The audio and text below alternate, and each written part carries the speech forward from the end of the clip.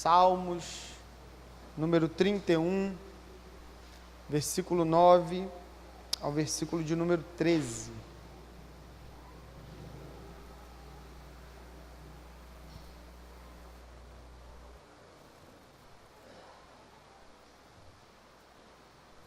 Todos encontraram?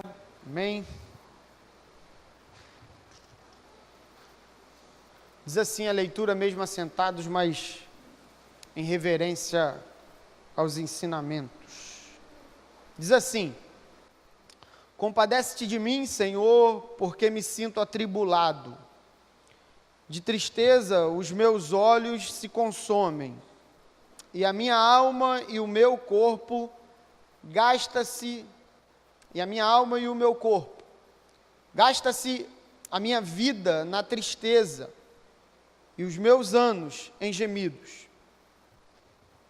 Debilita-se a minha força por causa da minha iniquidade, e os meus ossos se consomem. Tornei-me opróbrio para todos os meus adversários, espanto para os meus vizinhos e horror para os meus conhecidos. Os que me veem na rua fogem de mim. Estou esquecido no coração deles como morto. Sou como vaso quebrado, pois tenho ouvido a murmuração de muitos. Terror por todos os lados, conspirando contra mim, tramam tirar-me a vida.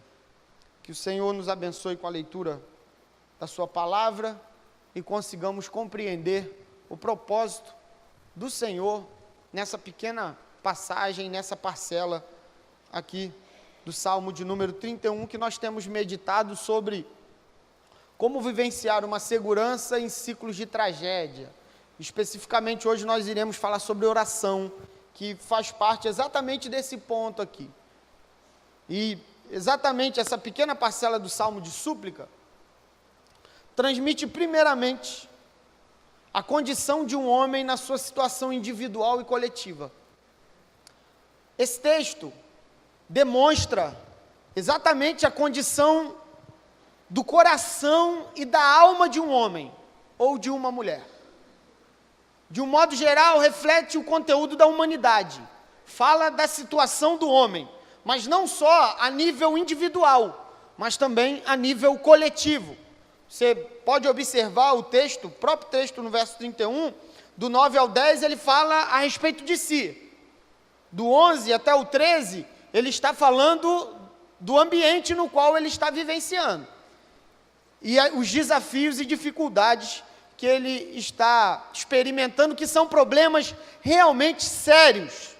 E que cada um de nós, em algum momento da vida, se não estamos vivenciando, vivenciaremos.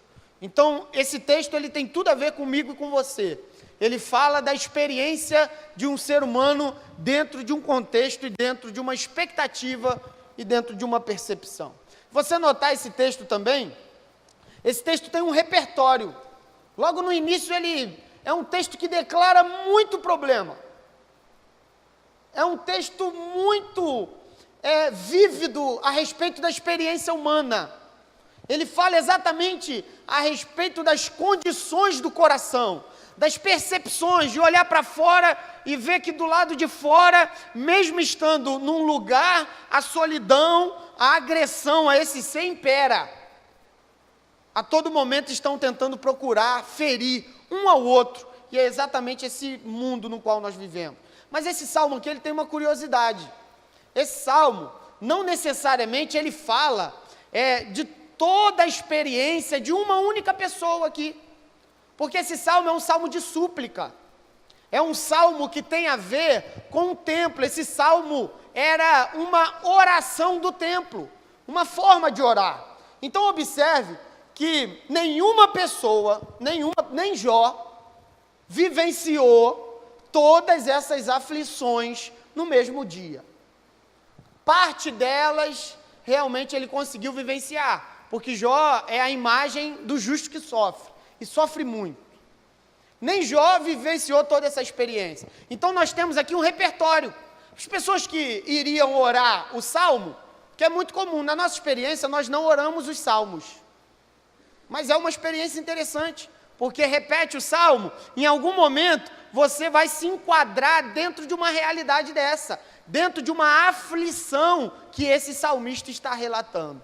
Então esse salmo era comum no templo, porque talvez tenha uma pessoa no templo, de Jerusalém no caso, que identificava-se mais com a primeira parte, com as lágrimas que consomem os olhos, as lágrimas que arrebatam a capacidade de enxergar o futuro. E tinha gente que via-se por essa perspectiva, de sofrimento. E tinha gente que já via-se por uma outra perspectiva. Os meus adversários me cercam, eu não sou útil para eles, pelo contrário, sou sinônimo de desprezo. Então existe essa série, exatamente para que a gente entenda que a situação declarada aqui não está restrita ao salmista, mas está restrita à situação de todos os seres humanos que, vivendo e experimentando a vida, passam por situações difíceis. Essa realidade aqui não é uma realidade apenas de um ser que está distante, mas é a realidade de cada um de nós que vivemos situações e dias difíceis, das quais nós não sabemos o que fazer e qual caminho seguir. Mas o interessante nesse texto é que mesmo diante de tais realidades e dessa percepção que ele tem, porque ao observar esse texto, ao ler esse texto, tentando entendê-lo, nós percebemos que esse homem está sofrendo. Não todas essas realidades, mas ele expressa uma intensidade muito grande. Os meus ossos se consomem. A minha iniquidade ao ponto de destruir, e as dores que eu sinto nos ossos, está consumindo a minha vida. Os meus dias eu não vejo mais graça, eles passam sem eu perceber que estão passando, porque o dia que era para ser um presente, uma graça, deixou de ser há muito tempo. Então o momento não é bom. Esse é o contexto desse salmo. Mas em nenhum momento esse homem percorre outros caminhos, pelo contrário. A primeira declaração dele, mesmo diante de toda a dificuldade, a primeira declaração e a primeira demonstração dele é exatamente essa: compadece-te de mim, Senhor. O caminho da oração. Esse homem poderia tentar resolver o problema dele de diversas formas, mas ele torna a um caminho essencial para a nossa experiência, para a nossa vida, onde a oração tem um papel principal em transformar o nosso coração e retirar todas as ansiedades e pesos, porque o Senhor nos liberta de todos os nossos grilhões e das nossas cadeias. Então ele retoma esse relacionamento, transmitindo exatamente a ideia: por mais que as situações estejam difíceis, a vida esteja difícil, a oração que repousa sobre a misericórdia, a oração que, ao olhar a misericórdia de Deus, ela manifesta-se por entender que Deus é misericordioso, e por esse entendimento ele ora. É uma oração que tem respaldo na misericórdia, que procura a misericórdia de Deus. Essa oração opera um tratamento em dois âmbitos da nossa vida. E eu gostaria de compartilhar exatamente esses dois âmbitos com os irmãos aqui nessa noite. De que o caminho da oração, uma oração que tem consciência, que ao orar, ora porque confia, crê na misericórdia divina, no olhar compassivo de Deus. Essa oração opera tratamento, opera transformação no indivíduo e na maneira como nós estaremos lidando com o mundo ao nosso redor. Então, retomar a nossa vida de oração, a nossa maneira de viver e de relacionar-se com o Pai é de suma importância, para que algumas coisas na nossa vida sejam tratadas, sejam transformadas, sejam arrancadas de uma vez por todas. Entendendo que oração não é uma ferramenta de pedir de modo espontâneo necessariamente, mas de pedir e de receber imediatamente. Mas oração é fruto de relacionamento, de quem aprende a ter paciência, de quem aprende a confiar na esperança, de quem aprende a não se esmorecer mesmo diante de tantas aflições e dificuldades, de quem diante de uma grande catástrofe e dificuldade decide gritar e dizer para Deus: compadece-te de mim, ó Senhor. Quem olha para Deus entende que Ele é Pai e que nós precisamos infinitamente da sua graça. Então esse tratamento, ele opera inicialmente no âmbito individual. Uma oração que repousa sobre a misericórdia nos trata a nível individual e de modo vívido, intenso. O salmista está dizendo a sua dor, expressando a sua angústia. Ele faz a comparação com um homem ou uma mulher, seja quem for, um ser humano, que está em prantos, mas em prantos de desespero. E por estar em prantos de desespero, não tem força para encontrar o caminho novamente da vida, da alegria, de novamente ser feliz. Porque o seu choro é tão intenso, a sua tristeza é tão intensa, que consome a vida, que tira a graça, que tira a capacidade de enxergar o futuro. Porque vive nesse ciclo de morte, de angústias, de tristezas, onde a vida não tem mais graça. Esse homem tem um caso muito semelhante ao que é diagnosticado, na maioria das vezes, como depressão. Perceba que esse homem aqui, irmão, ele é alguém que crê na misericórdia divina. Mas isso não quer dizer que ele não passará por essas circunstâncias. Até porque a depressão, ela não é fruto exclusivo e necessariamente de uma ação diabólica. Mas a depressão, ela tem início, nas suas mais variadas formas, dentre muitas, em algumas realidades que nós colocamos para dentro. Pomos realidades de tristeza e de angústias em nosso coração e não sabemos administrá-las. E esse homem vivencia exatamente isso, mesmo crendo, mesmo olhando para a misericórdia de Deus e crendo nessa verdade, ele não está blindado de passar por essas circunstâncias. Mas ao olhar toda essa situação, ele demonstra, por isso que ele fala: os meus olhos se consomem, a minha alma, e a palavra correta é garganta. Já viu quando você chora intensamente? De que fica difícil de falar? Você está chorando intensamente, fica difícil de falar. Por que fica difícil de falar? Porque atinge necessariamente a garganta, a incapacidade. E ele está mostrando exatamente como é esse processo. É garganta, são os olhos, é o ventre, é a vida, os anos, o vigor, os ossos. Cada dia que passa, a situação fica cada vez mais insustentável. Essa é a situação do salmista e é também, talvez, uma das situações que nós estamos vivenciando nessa noite. E nós temos uma incapacidade de reconhecer, às vezes, a origem disso.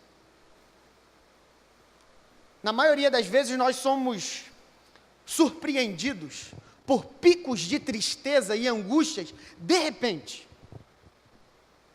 De repente, está se vivendo normalmente, caminhando. Então, caminha-se, vive família, e de repente é surpreendido como se fosse uma pressão que te sufoca, que aperta, que te impede de viver, e aquela tensão, essa tristeza, que mesmo vivendo em lugares favoráveis, lugares então que deveriam transmitir uma tranquilidade, pelo contrário, esses lugares transformam-se em dor, porque de repente essas coisas nascem do nosso coração e a gente até pensa que talvez estejamos passando por algum problema mental, mas sendo que essas coisas já estão presentes no nosso coração, elas já estão presentes no nosso coração, porém nós não temos a condição de observar e notar a origem disso. Da onde nasce? E eu gostaria de afirmar a mesma realidade que o salmista vai dizer aqui. A origem de toda essa declaração, onde os olhos, onde a garganta, onde o ser desse homem está sendo consumido, ele diz lá, a minha iniquidade. E a iniquidade ali, não necessariamente é o ato do pecado, mas a palavra não é o correto ser traduzido como iniquidade, mas sim culpa, dívida. A origem de toda essa tristeza e todo esse sofrimento está na culpa. E aí nós temos uma diversidade muito grande quando ela se aplica na nossa vida. A nível familiar, a culpa pelo um filho escolher caminhos dos quais nós não temos orgulho. E até perguntamos, ele cresce, ela obtém uma estatura, avançam em idade, se estabelecem como homem, como mulher. Então, esse filho ou essa filha percorre caminhos dos quais a gente não tem agrado e dos quais a gente olhe e tenha desagrado. A primeira tendência é olhar e dizer assim, onde foi que eu errei, não é isso? Essa é a primeira tendência. Mas a pessoa já cresceu, já tem sua experiência pessoal, já é um homem ou uma mulher. Mas o pai, a mãe, seja quem for, ao olhar essa experiência de dor, já pergunta, aí lança uma culpa para si, mais uma, guardada no coração, não perdoada, não tratada, oculta, e está ali alimentando processos de angústias e de dor. E após isso, existe também a culpa, que passam, na maioria das vezes, corações e pessoas, a culpa pelo sofrimento do filho por causa do divórcio. Talvez seja a sua situação. Houve a separação. E agora ou ficou com você, ou ficou com o rapaz. Então, o sofrimento desse filho está proposto ao seu coração como culpa sua. Mas não é só isso. A culpa também pela traição ocorrida. Tanto do traidor, quanto do traído. Ao observar e perceber onde foi que eu errei. E aí nosso coração começa a introjetar culpa. Nosso coração começa, mesmo perdoados, quitados, o nosso pecado cravado na cruz do Calvário, dizendo assim, a cédula de dívida que era oposta, que era contra nós, foi cravada inteiramente na cruz, dizendo, está consumado, está pago. Mesmo nessa condição, nós não entendemos o significado da graça e, pelo contrário, começamos a alimentar a tragédia, a tristeza, a angústia, com o quê? Com o sentimento de culpa, com esse sentimento de culpabilidade. E nós sabemos que todos nós erramos em muitas áreas, todos nós somos falhos em muitas áreas da vida. E esta é a nossa declaração de falência, de que nós dependemos de Deus, de que nós precisamos dEle. Mas enquanto, ao observar o passado, ele não for perdoado, quitado, resolvido, ele torna-se um monstro, a assombrar a sua vida, a tirar a sua paz, a arrancar tudo o que você tem de mais precioso, que é o hoje, o agora, que foi a graça e a bondade de Deus que nos permitiu viver. Então nós sofremos um assalto. Um assalto onde tudo o que tínhamos para viver de modo contente e feliz, e felicidade eu não estou falando com um sorriso no rosto, eu estou falando com um estado de consciência e de vida, de saber, mesmo vivendo tribulações e dificuldades, conseguir vencê-las e não deixar com que essas situações perturbem a nossa vida individual. E aí, para variar, ainda tem os enviados da fé diabólica, que são pessoas cheias de culpa, mas para aliviarem a sua culpa, encontram alguém atribulado e dizem exatamente aquela situação de Jó. Não tem algum pecado oculto aí não, meu irmão? Para quem está em sofrimento, irmão, ouvir isso é morte. Para quem está vivendo dias difíceis, ouvir isso não transforma e não restaura, pelo contrário, gera condenação, porque essa declaração, ela é fruto de julgamento, e julgamento não edifica, julgamento condena. E é exatamente isso que acontece. Foi o que fizeram com Jó, e na maioria das vezes é o que fazem comigo e com você. Perguntam, será que não há aquele pecado oculto não confessado? Será que há algum pecado oculto? E aí essa pessoa, vivendo esse momento difícil, ela começa a olhar para o passado. Remoer o passado que já foi perdoado, quitado, lavado, remido, e apresentado uma esperança nova, caminha agora, como se o passado fosse apenas expressão de gratidão. Então, aí, esses enviados da fé diabólica, para a gente não dizer outras coisas, que deveria ser dito, mas esses enviados da fé diabólica, ele não tem compromisso com o evangelho, ele não tem compromisso com amor às vidas. O compromisso deles é em aliviar a culpa que eles mesmos não curaram. Então eles trazem um peso muito grande para a existência. E dizem assim, você lembra? E é exatamente isso que acontece em alguns momentos da vida. Sabe por que você está passando isso? Porque lá no passado, você está colhendo fruto da sua desobediência. Introjetando cada vez mais, sabe o quê? Culpa. E aí a pessoa que já tem um problema, e esse problema está consumindo ela, por que esse problema está consumindo ela? Porque na maioria das vezes, ao invés de olhar para o futuro e tentar entender como resolver, ela olha para o passado, para tentar resolver pelo passado, pelas situações do passado, onde eu errei, o que eu fiz de errado. Não, o passado nesse momento, ele não importa mais, porque não há como mudar. A oração nunca pode ser direcionada para o passado, a oração sempre é direcionada para o futuro, para a esperança, para a graça, para a misericórdia de Deus que pode mudar a nossa trajetória e a situação na qual hoje você está vivendo. Oração não nos leva ao passado, para sabermos onde erramos. Oração nos leva ao presente, com gratidão do passado, para saber como faremos a partir de hoje. Essa é a pergunta, o que faremos a partir de uma nova oportunidade da graça de Deus sobre nós?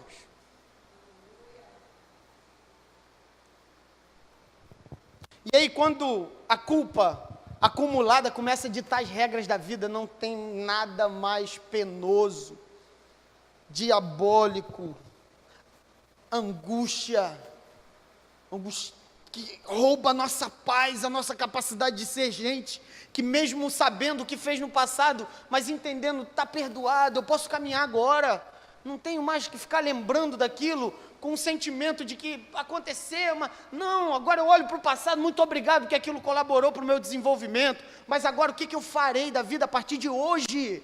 É hoje. Um olhar para o passado, e isso é importante, irmão, um olhar para o passado, regado de culpa, muita culpa, gera pessoas angustiadas, mesmo olhando para a cruz de Cristo.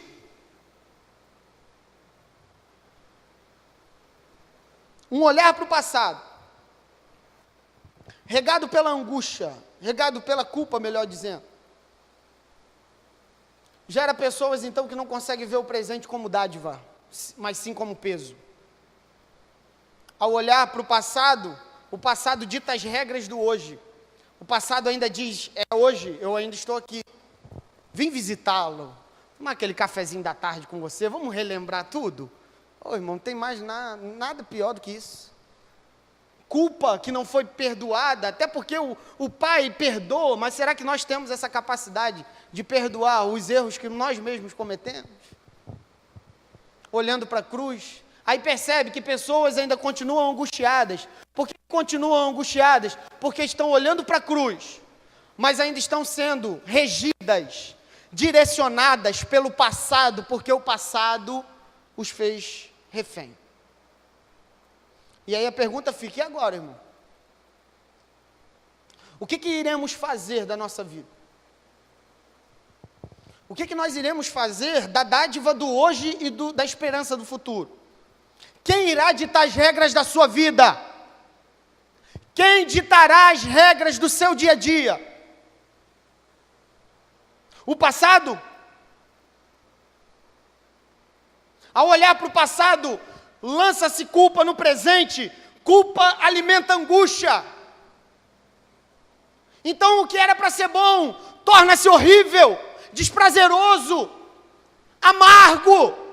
Por quê, meu irmão? Porque o passado não morreu, o passado não está enterrado, e na maioria das vezes a gente diz, eu perdoei, não perdoou. Sabe por quê? Porque o passado ainda continua assombrando, ainda continua ditando as regras da vida, ainda continua dizendo, eu estou aqui para lembrar o que aconteceu, e você ainda sente dor por isso, não está livre.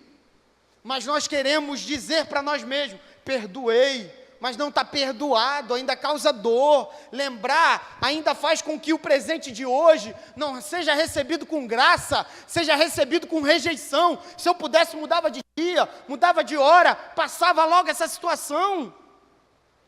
Culpa alimenta angústia, alimenta tristeza, alimenta a incapacidade de olhar para o futuro e enxergar que Cristo Jesus na cruz anulou todos os nossos pecados do passado, mostrando para cada um de nós, caminhe, ande para frente no nome de Jesus, se está perdoado, livre-se das cargas e volte a viver em paz.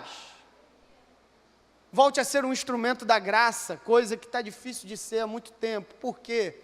Porque quem só tem angústia não tem como dar amor.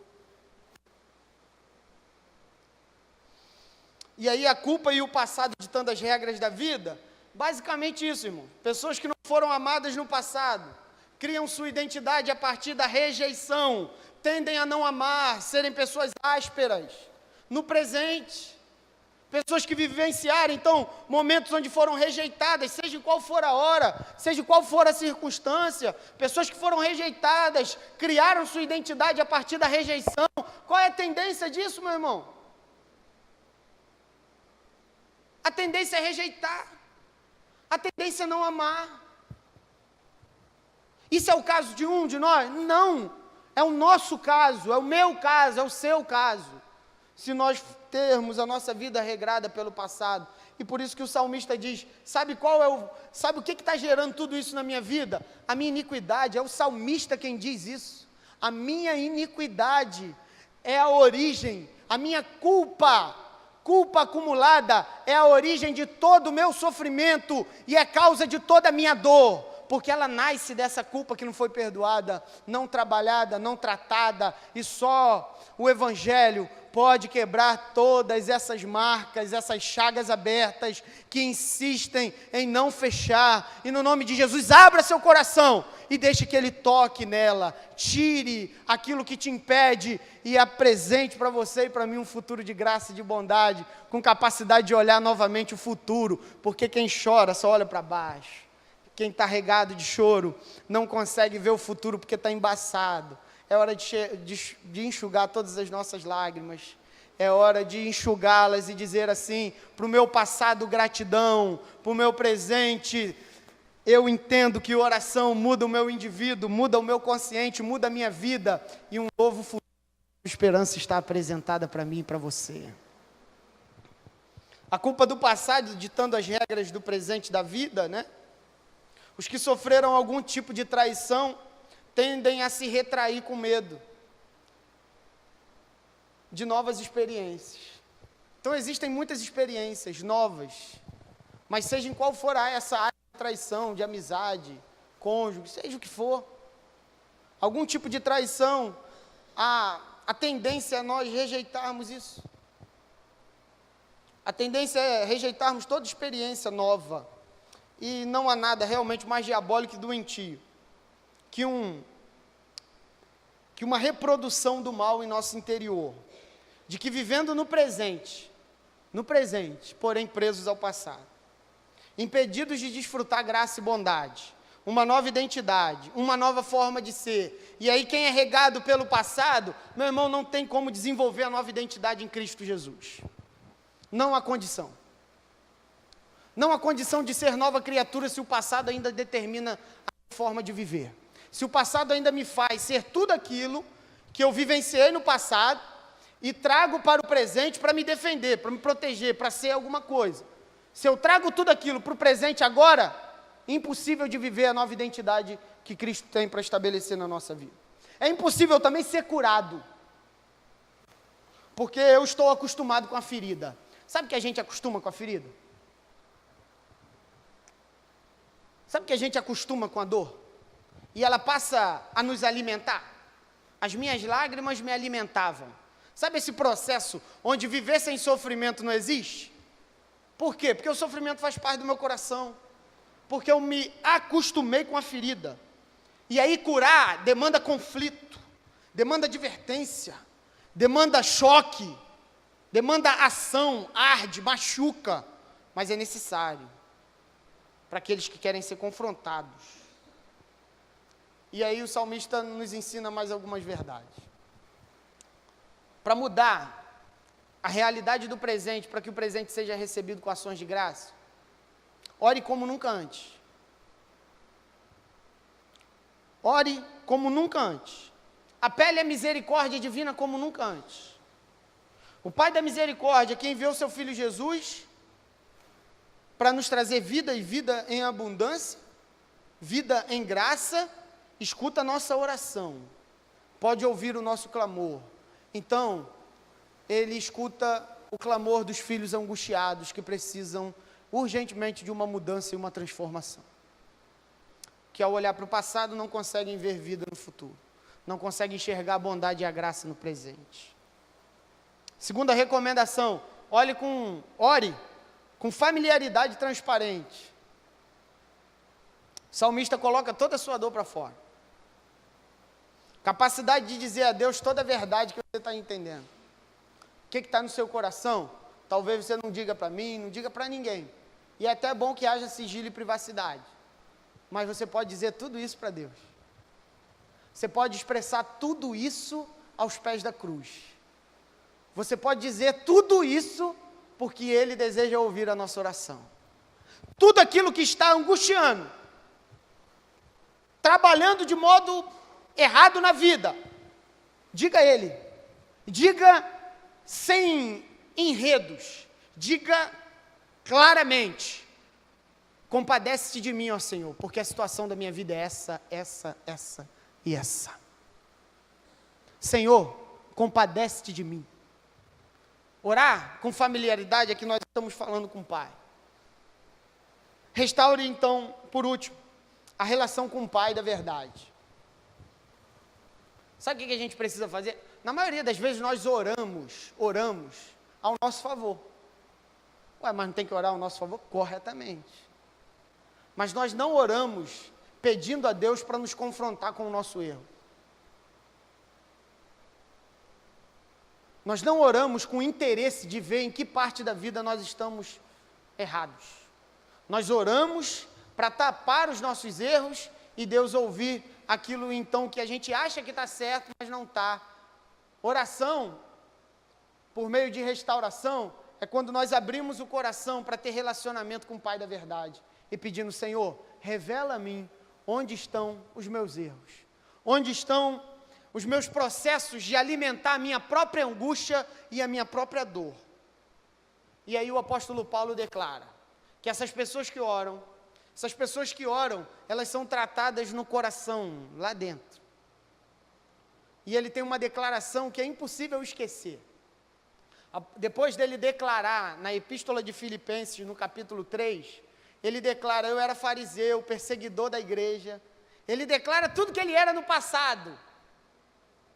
Tudo que ele era o passado dele. Como é que era o passado dele? Solente, perseguidor da igreja, opositor de Cristo. E de repente ele vem com uma máxima que é transformadora na nossa vida e diz, irmãos, quanto a mim não julgo havê-lo alcançado. Mas uma coisa eu faço.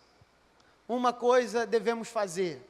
Esquecendo-me das coisas que para trás ficam, e avançando para as que diante de mim estão, prossigo para o alvo, para o prêmio da soberana vocação de Deus em Cristo Jesus.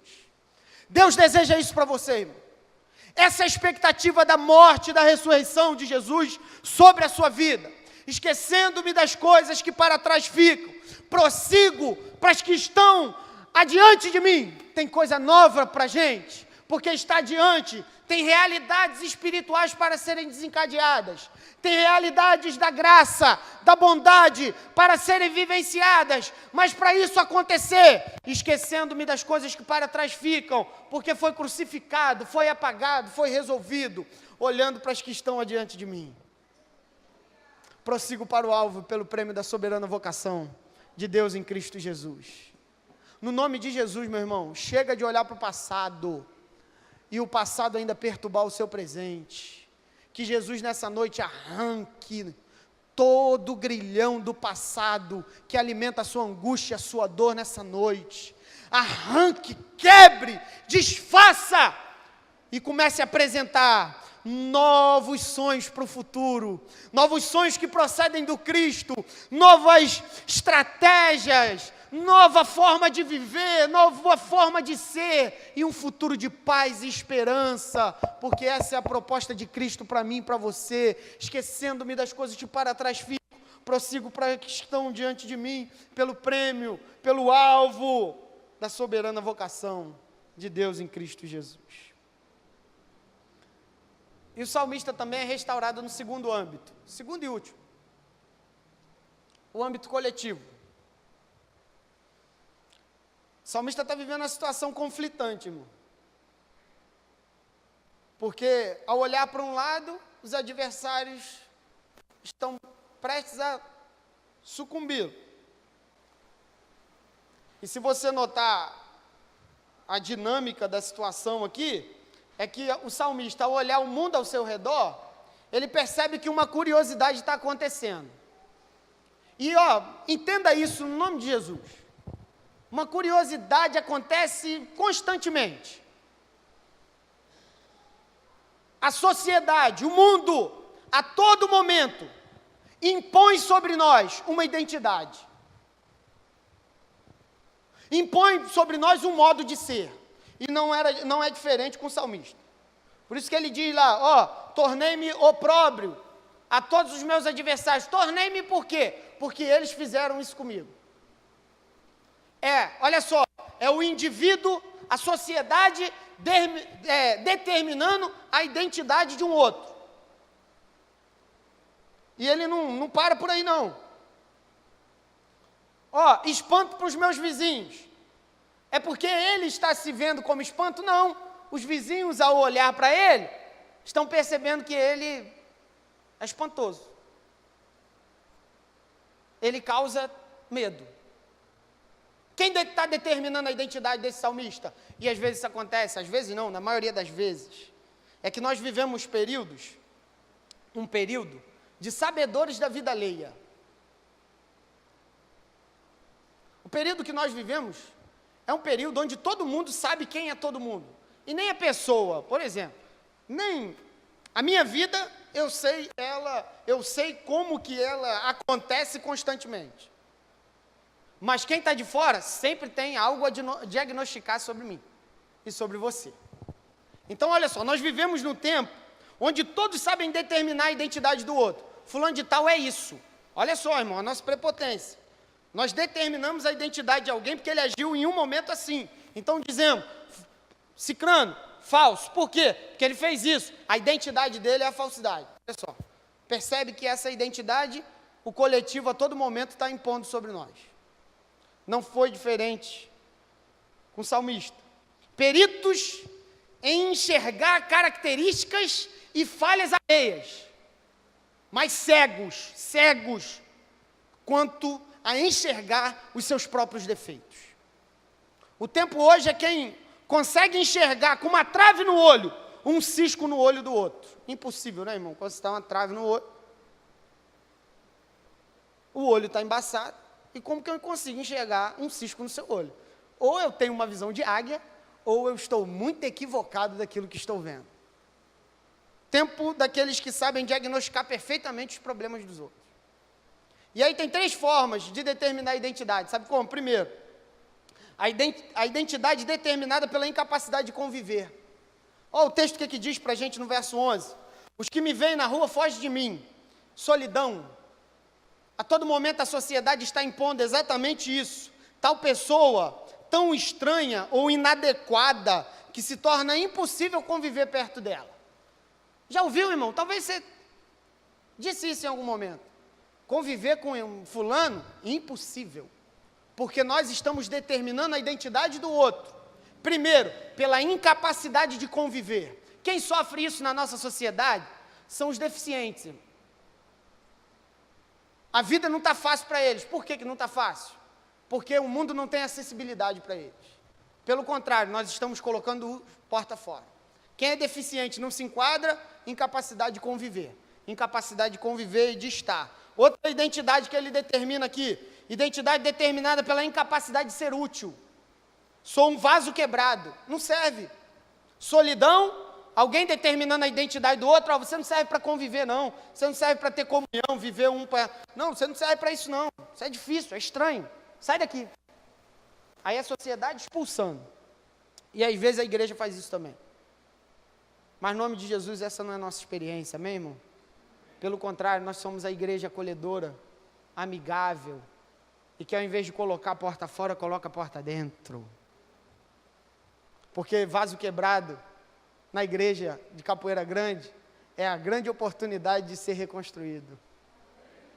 Porque aqui não tem vaso quebrado que não seja impossível para o Senhor e Salvador Jesus Cristo, que Ele não possa levar o olheiro e ser tratado. Sabe por quê?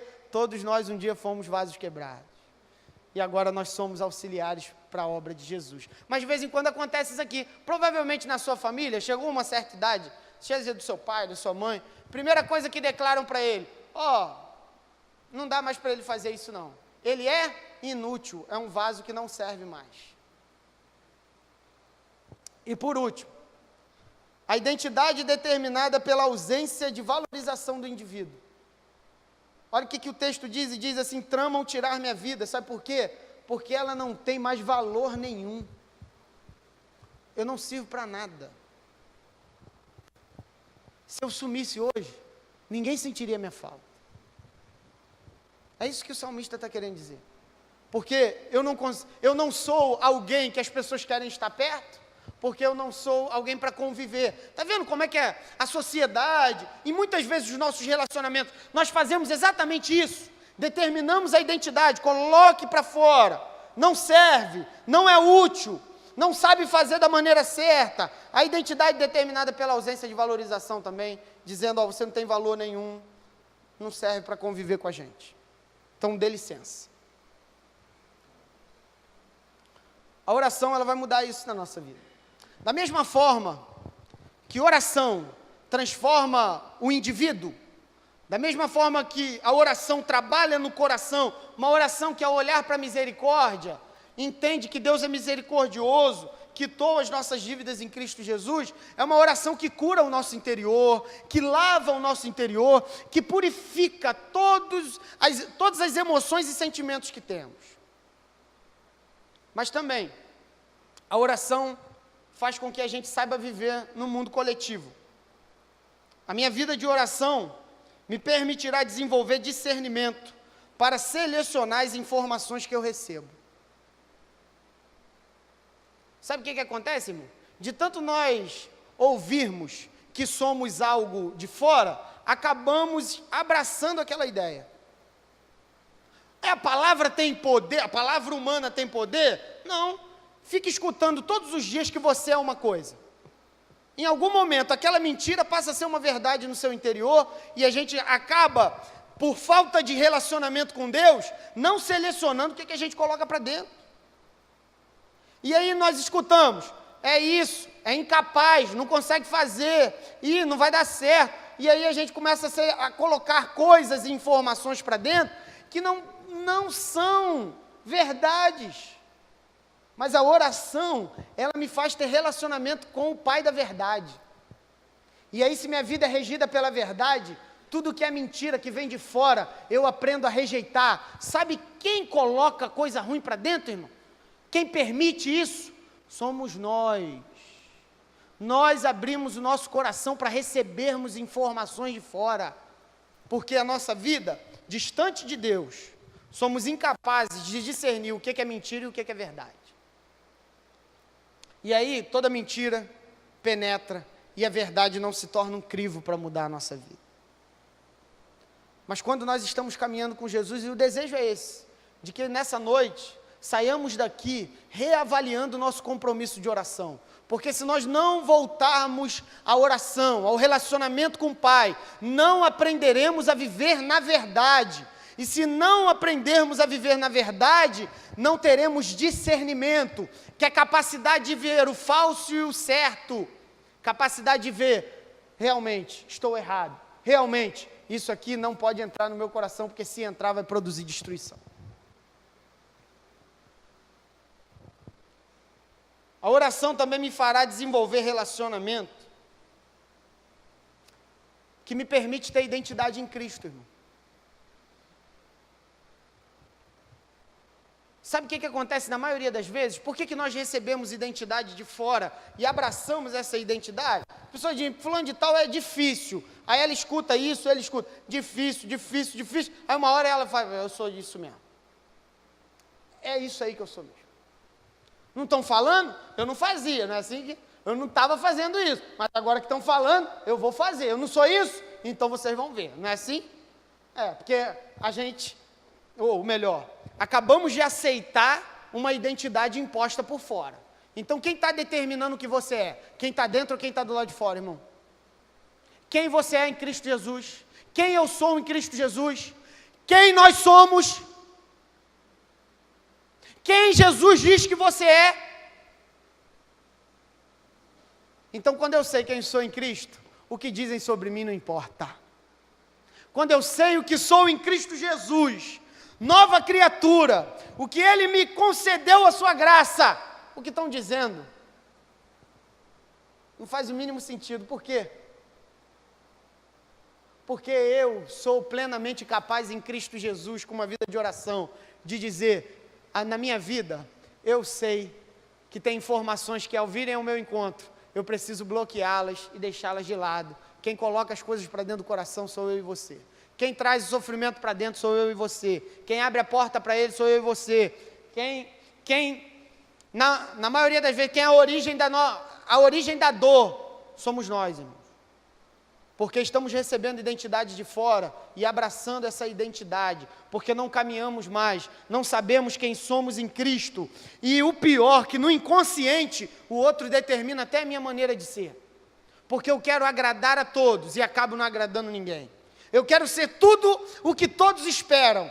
Eu quero ser tudo aquilo que esperam de mim. O que a sociedade diz. Eu preciso estar sorrindo o tempo todo. Eu preciso estar mostrando os dentes para todo mundo. Não, irmão, não preciso de nada disso. Eu preciso. Não, eu preciso. Não, irmão. Eu simplesmente preciso ter amor, graça, bondade e misericórdia para viver. Mas essa felicidade externa que estão impondo sobre a nossa vida é um absurdo. Querem que você seja feliz o tempo todo, querem que você coloque uma máscara, de felicidade, feliz, não está feliz, está passando um sofrimento miserável, mas a cara está de felicidade. Tristeza faz parte da vida, meu irmão.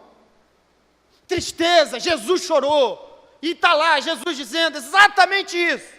Exatamente isso. Meus discípulos, a minha alma está angustiada até a morte. Seja fraco, irmão. Faz parte de carne e osso.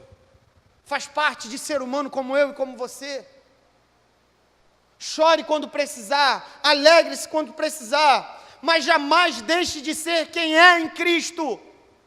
Porque quem você é em Cristo Jesus, e é Ele determinando sua e a minha identidade, e a beleza está exatamente nisso. Quando eu sou algo em Cristo Jesus e entendo quem sou em Cristo Jesus, eu frutifico. Mas quando eu quero ser tudo para todos, com medo do julgamento, eu estou impedido de frutificar, porque eu só frutifico quando eu sou quem sou em Cristo. Frutificar está aliado a quem você é em Cristo Jesus. E celebre porque Ele te deu uma identidade nova e viva. Não permita que ninguém coloque algo sobre você. Frutificar faz parte. E aí acontece uma curiosidade: livres, porém presos, querendo sustentar máscaras o tempo todo, querendo ser coisas que nós não somos, querendo manter posturas que não está bem. Faz parte, irmão. É a vida. A fé, ela não me torna e lhe torna um Deus, porque Deus está destituído de tudo isso. Pelo contrário, a minha fé me torna humano, a imagem do Cristo. Capacidade de ver o sofrimento e entender, é algo natural, é algo que eu estou vivendo, é algo que eu estou passando. Capacidade de olhar as nossas dificuldades e entender, quem coloca identidade em mim? Quem impõe sobre mim isso? Eu permito. E a pergunta fica, quem realmente você é?